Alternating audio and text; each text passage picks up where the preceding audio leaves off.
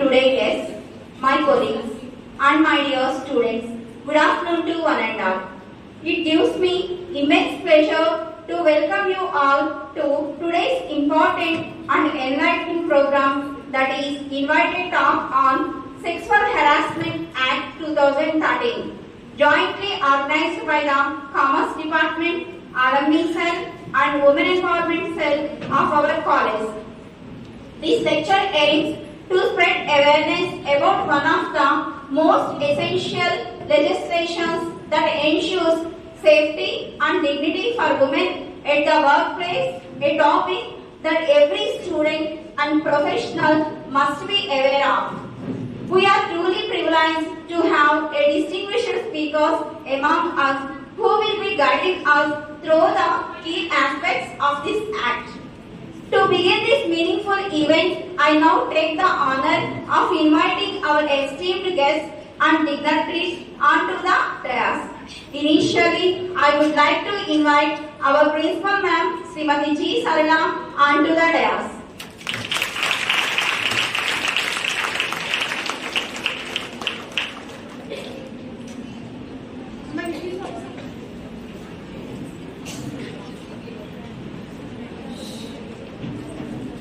I take pleasure to invite our IQAC coordinator, Srimati P. Himabindu, onto the dais.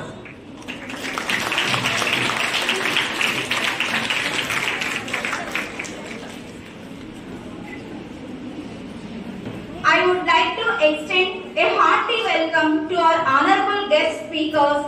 First, Sri K. Sita Ramarao Garu, Advocate, ex-Public Prosecutor, President, Eluru Bar Association. Welcome to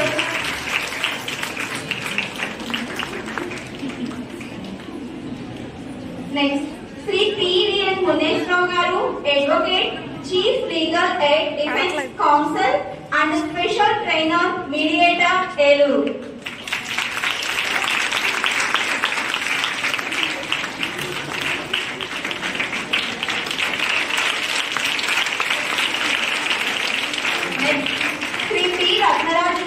Advocate, Master Trainer. Please welcome sir.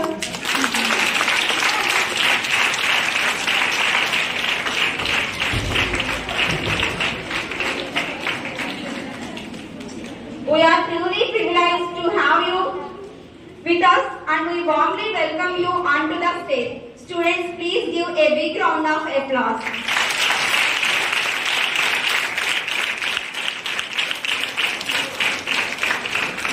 I invite Sri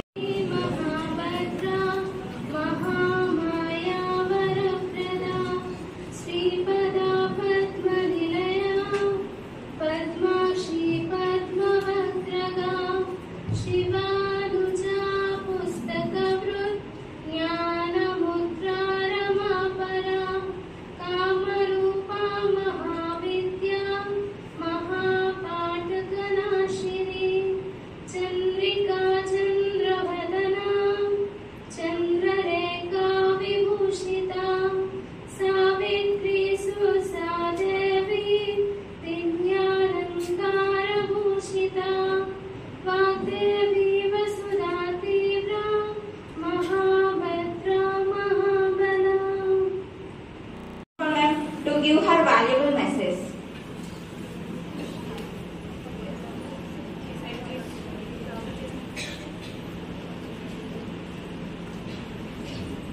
Respected dignitaries, esteemed guests, K. Sita Ramarao Garu, staff, Board Student Association members, special speakers, students, a warm good afternoon to one and all. Today we are gathered here to learn about Sexual Harassment Act 2013. It is a landmark legislation to seek women harassments in workplaces and public places. So today we learn about this concept by our special guest Sita Ramarao Garu and another advocate. So everyone learn the concept about sexual harassment in different workplaces. Thank you for giving this opportunity. I would especially thanks to Vani Madam to conduct this program in our college. Thank you. అంతేకాకుండా మొన్న competitive exams కి hostel వాళ్ళకి coaching కోసం కొంతమంది donate చేశారు. అయితే ఒకటి ఆలోచించాము, ఎప్పుడు కూడా మోనిటరీ బెనిఫిట్స్ ఎందుకు ఇవ్వాలి. ఇక్కడ కూర్చున్నారు మేడం రాధికా మేడం అని. ఫస్ట్ మన స్టార్టింగ్ ఇయర్ లో బ్యాచ్ మేడం ఒకసారి నిలబడండి.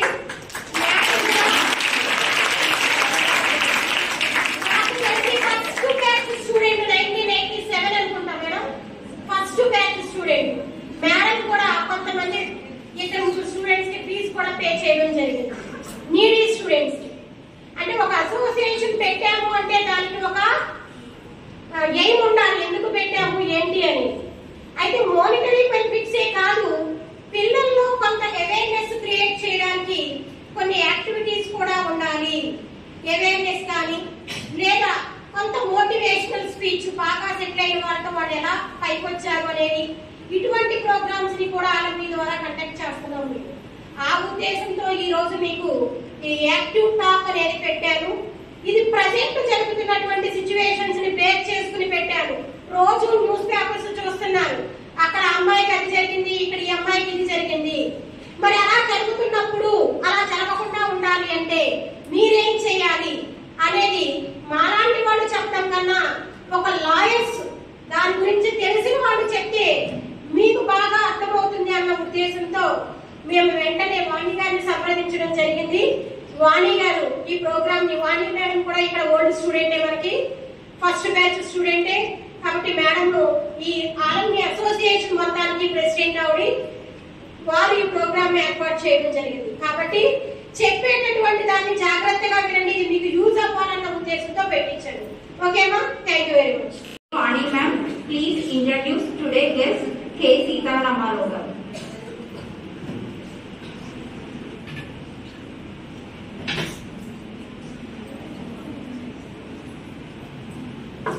My dear students, respected faculty members and distinguished guests, good afternoon to you all. It gives me an immense pleasure to extend my warmest welcome to each and every one of you. It's truly heartening to see so many familiar faces here today, united by a shared respect for the law and the values it upholds. The legal field is not just a career, it is a calling. From the earlier civilizations to the most modern democracies, law has stood as the foundation of order, justice and equality. It is the legal system and those who serve it who ensure that the voice of the vulnerable is heard, that justice is heard, the justice is served, and the rights and freedom are protected. As the well-known principle goes, ignorance of law is no excuse. As citizens, we must take responsibility for understanding our rights and duties under the law. So let us use today as an opportunity to learn more, to become more aware, and to grow not just as individuals but as informed and responsible citizens of this great nation. It is our profound honor to have with us today Sri Kone Sita Ramarao Garu, Sri Muneswar Rao Garu, and Sri Rangaraj Garu. It is both an honor and privilege to introduce a highly respected advocate, Sri Kone Sita Ramarao Garu. Born and raised in Eluru, Sri Kone Sita Ramarao Garu had done his schooling in Eluru, pursued his graduation in Tirupati, and went to earn his Bachelor of Degree Law from the esteemed Sir C.R.R. Law College, Eluru. What makes his journey truly unique is the fact that he was mentored and trained under his father, Sri late Kone Ramohan Rao Garu, who himself was a respected figure in the legal world.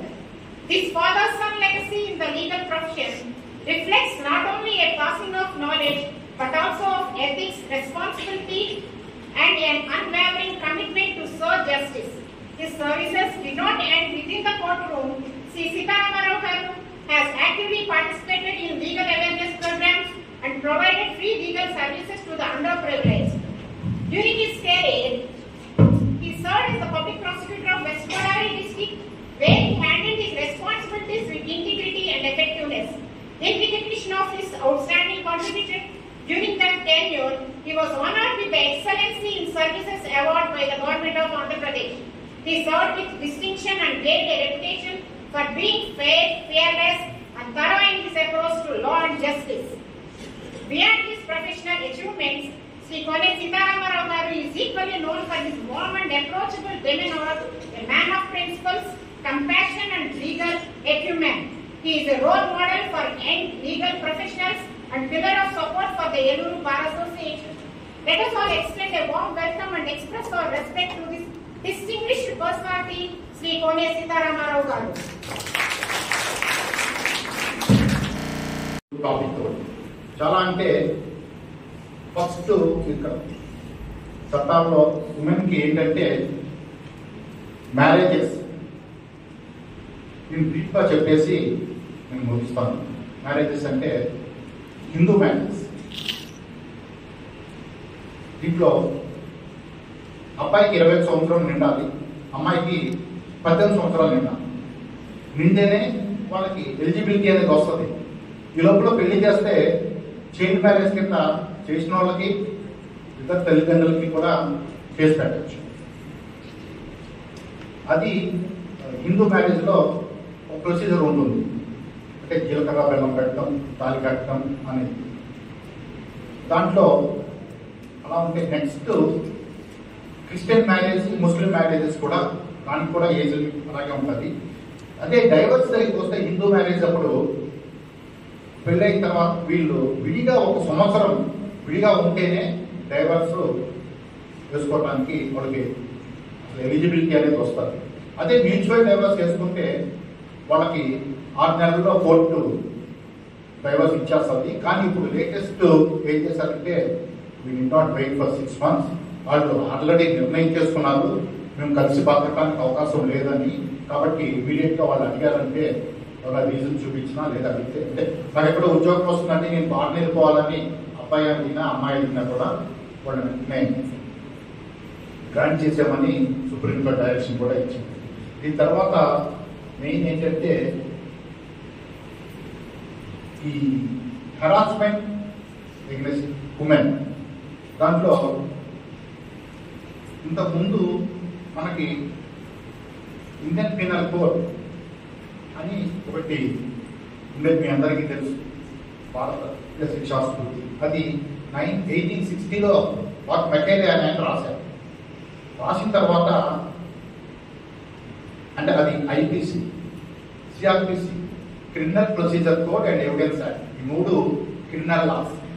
ఈ మూడింటిని ఇప్పుడు government ఏం చేసిందంటే Indian penal code 1980లో what మెకేలే అంటే British వాళ్ళు ఆయన రాశారు కాబట్టి ఆ పేరు ఉండడం బాగాలేదు అని చెప్పి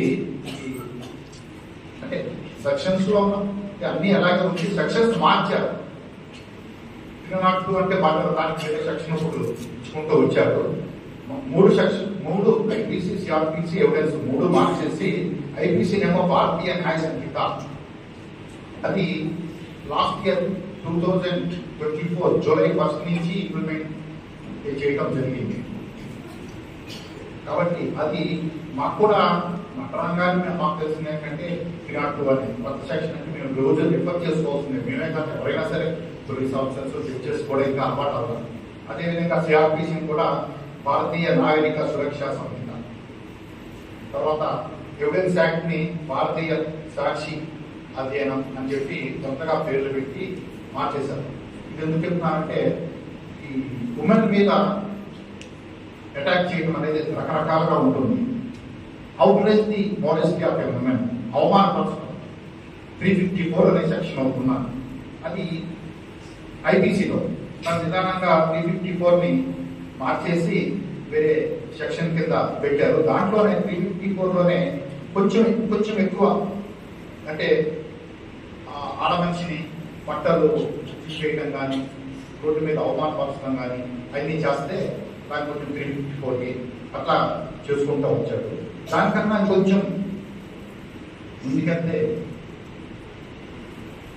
రేప్ 376 అని ఉండేది. దీంట్లో చాలా క్లాసెస్ వస్తాయి. అంటే ది కన్సెంట్ అంటే ఆడపిల్ల below the age of 16 rape చేస్తే రేప్ కన్సెంట్ ఉంటుంది అక్కడ. Rape, gang rape, police officer subordinate, హాస్పిటల్లో డాక్టర్స్, ఇవన్నీ కూడా 376 లో వేరే వేరే వేరే క్లాసెస్ కింద వస్తారు. తర్వాత వచ్చేసరికి అబార్షన్, మిస్కారేజ్, దాంట్లో కూడా డిఫరెంట్ ఉంటుంది. అంటే దానికి ఒకటే తల్లి ప్రాణానికి ప్రమాదం ఉంది అని డాక్టర్ చెప్తే కన్సెంట్ ఇస్తేనే చేస్తాం. సో మిగిలిన ఏ విధమైన ట్రీట్ చేసినా కూడా పనిష్మెంట్ లైఫ్ లేదు ఎవరైనా సరే. అది దాని తర్వాత ఇంకా చూస్తే ఇప్పుడు ఎక్కువ చూసేది dowry harassment.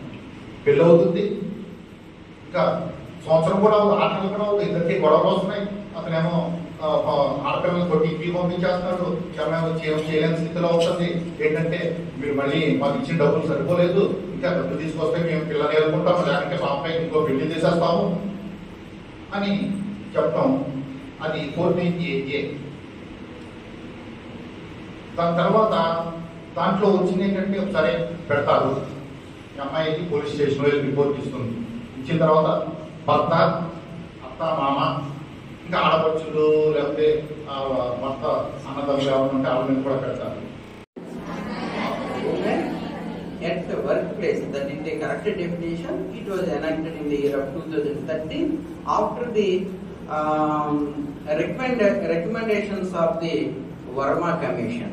In the year 2013, in our India, the Law Commission, Verma Commission, recommended the several issues before our Parliament and the India, and the Act 13 was implemented, and several repeal acts, that is already the sir said, the CRPC Criminal Procedure Code and Indian Penal Code and the Indian Evidence Act, those acts were repealed now.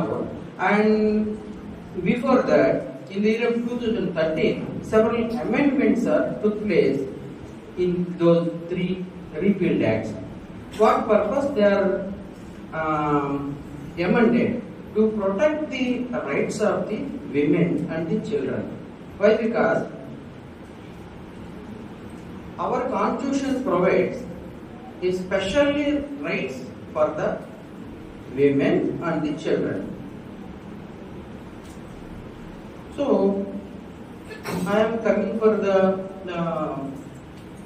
act of sexual harassment at workplace. It is called as POSH Act. POSH, P-O-S-H. Prevention of Sexual POSH, P-O-S-H.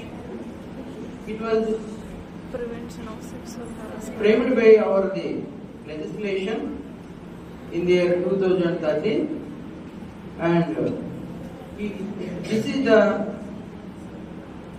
last person. Is it audible, or you have an interest to listen? Okay. అంటే already sir చెప్పారు, ఏవో చెప్పారు. These are not a cock and bull stories. ఎందుకు మేము ఈ arrangements అవన్నీ ఎందుకు చేసి ఎట్లా చేశారంటే, రెగ్యులర్ గా మీరు ఏవో వింటారు, జరిగిన కథలు కూడా చెప్పి మీకు కాక్ అండ్ బుల్ స్టోరీస్ లాంటివి, కానీ రియల్ స్టోరీస్ చెప్పి నేను లాని ఎలా ఇంప్లిమెంటేషన్ అవుతుంది ఏంటన్నా చెప్తాను. ఓకేనా? అంటే సార్ ఆల్రెడీ చెప్పారు, మాకు లెక్చర్ ఇవ్వడం అది ఉండదు, కేసు చేయడం అయితే బాగా చేస్తున్నాం. కానీ మీ మేడమ్స్ మీ ఫ్యాకల్టీ అంతా we are not able to giving lecturers properly. Why? Because we are always practising to argue before the court. I can able to argue fluently at my case only. But it is a general topic and it is an awareness program. Somehow so many doubts will arise during my session. You may ask later stage also. Okay? Before going to discuss the POSH Act, there are several acts exclusively for the women. what is that? Already sir said, Domestic Violence Act and Dowry Prohibition Act 1961. It was came into force, and giving and taking of dowry is an offence. Giving and taking, both are offence. What is offence? Either commit or commit. Both are offences. So later already sir said, husband or the relatives of the husband subjecting the wife with cruelty, and such cruelty to drive the woman to commit suicide is contemplated in the Greenfield Act IPC under section 498A. Now it is called as harassment against women under sections 85 and 86. Now under the BNS. And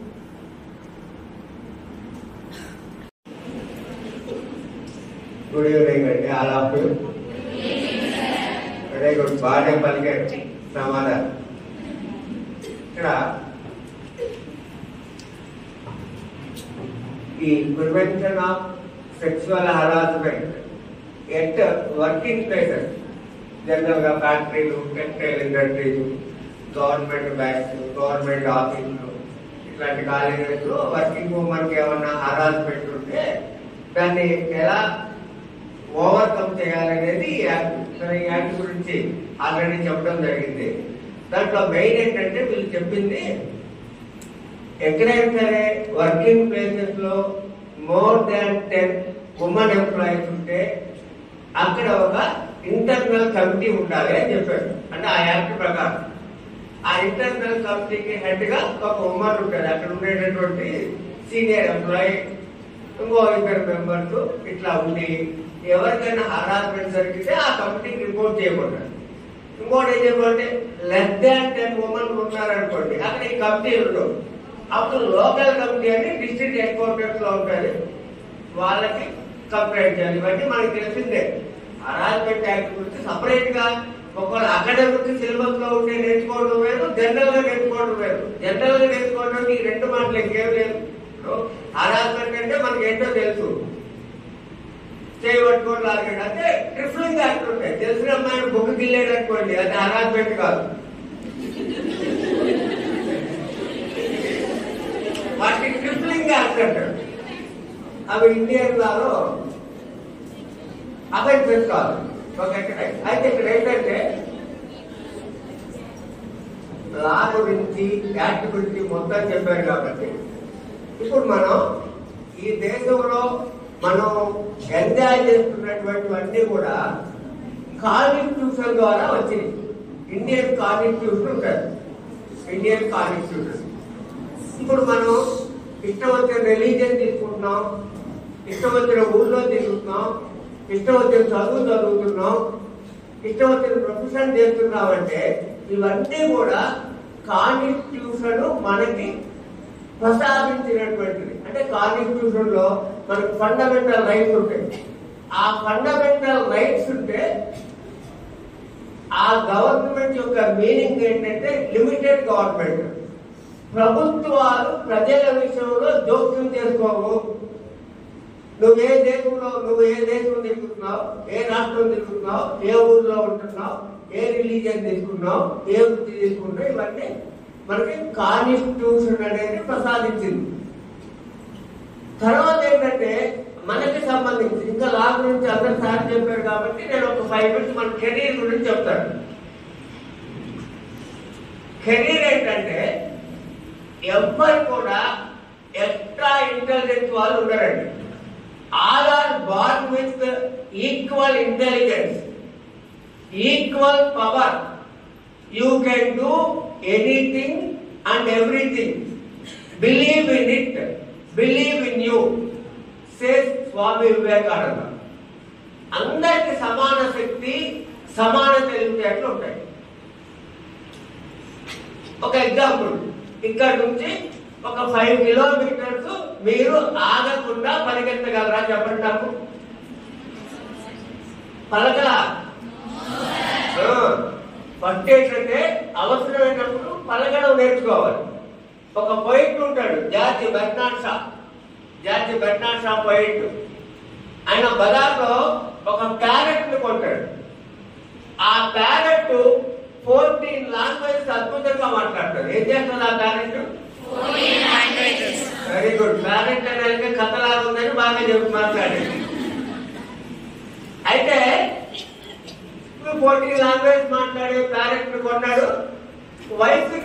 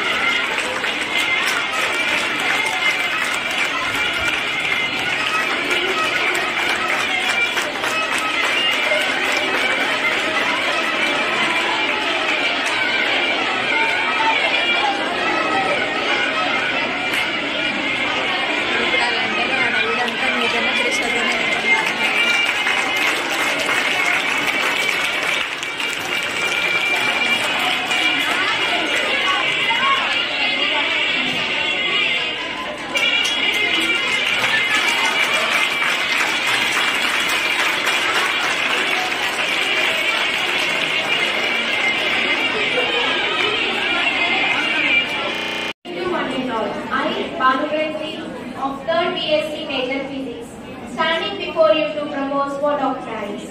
First and foremost, I express my heartfelt gratitude to our managing committee of Sir CRT Education Institutions for their constant encouragement and support. And special thanks to our in-charge correspondent Sir, Sri Vankidevi Baluprakash Garu, for giving permission to conduct this kind of program. I extend my heartfelt thanks to our principal, Srimati G. Salla ma'am, for her constant encouragement. I would like to thank all Alumni Association members, President Srimati K. Vani ma'am, Vice President K. Vijayalakshmi ma'am, Secretary K. Banulata ma'am, Joint Secretary Srimati S. Anuradha ma'am, Treasurer M. Durga ma'am, for their presence and cooperation. We are specially thankful to our three special guests, Sri K. Sitaramara Garu, Advocate, ex-Public Prosecutor, President Eluru Bar Association, Sri P.V.N. Mundeswar Rao Garu, Advocate, Chief Legal Aid Defense Council, and Special Trained Mediator Eluru, Sri P. Ratnaraju Garu, Advocate, Master Trainer, for accepting our invitation despite of their busy schedule. We are really honored and grateful to your presence and for creating an awareness on Sexual Harassment Act 2013 among all of us. Thank you very much, sirs. And finally, a big thank you to each and everyone who made this program a grand success.